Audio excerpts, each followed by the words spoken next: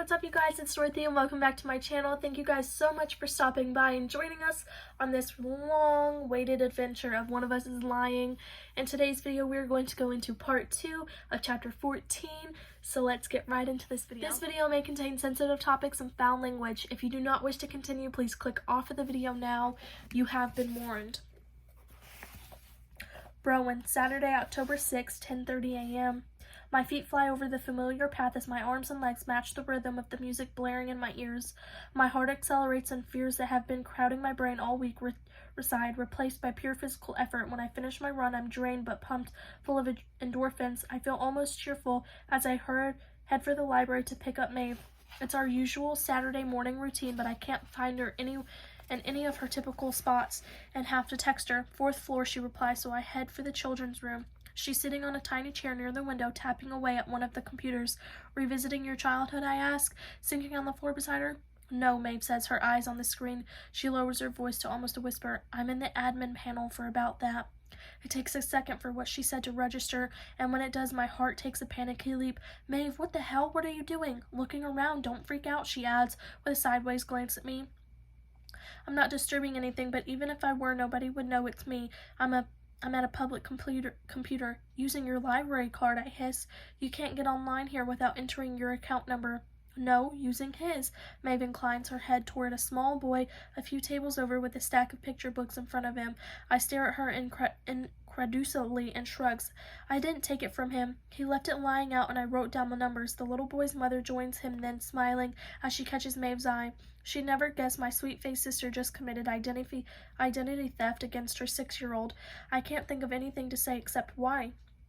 I wanted to see what the police are seeing, Maeve says. If there were any other draft posts, other people who might have wanted to keep Simon quiet. I inch forward in spite of myself. Were there? No.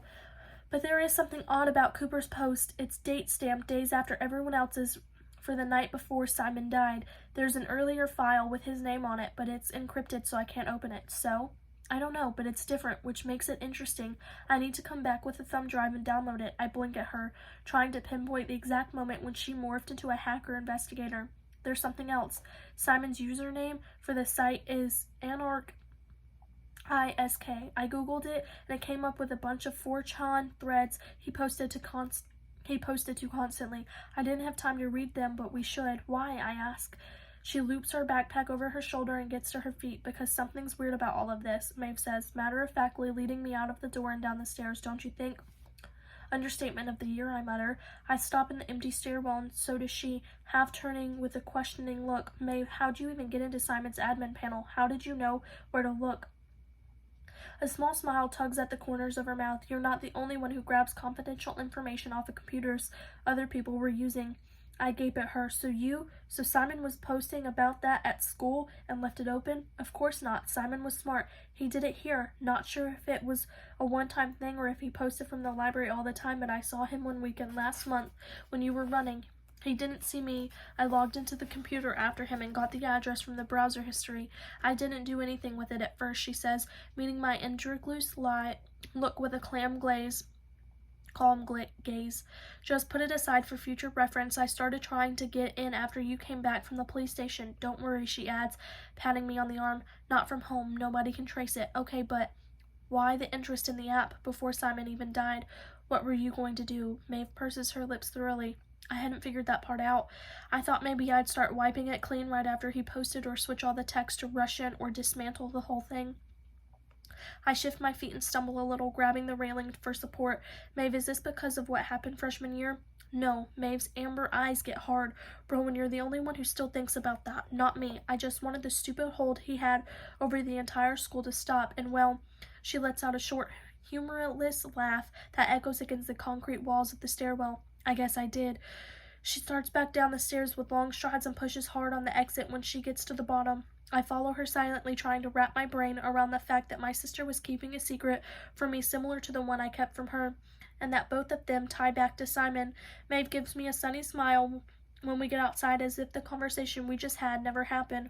Bayview Estates is on our way home. Should we pick up your forbidden technology? We could try. I've told Maeve all about Nate, who called this morning to say He'd leave a phone in the mailbox of 5 Bayview Estate Road. It's part of the new development, half-built houses, and the area tends to be deserted on weekends. I'm not sure how early Nate gets moving on a Saturday, though. We reach Bayview Estates in less than 15 minutes, turning into the street filled with boxy, half-finished houses. Maeve puts a hand on my arm as we approach number 5. "Let me go," she says with a forbidding air, eyes darting around dramatically as though the Bayview police could descend with sirens blaring at any minute. "Just in case." Have at it, I mutter.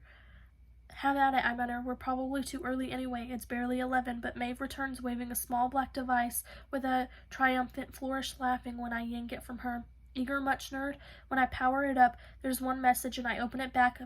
A picture of a yellow-brown lizard sitting placidly on a rock in the middle of a large cage. "Actual lizard," reads the caption, and I laugh out loud.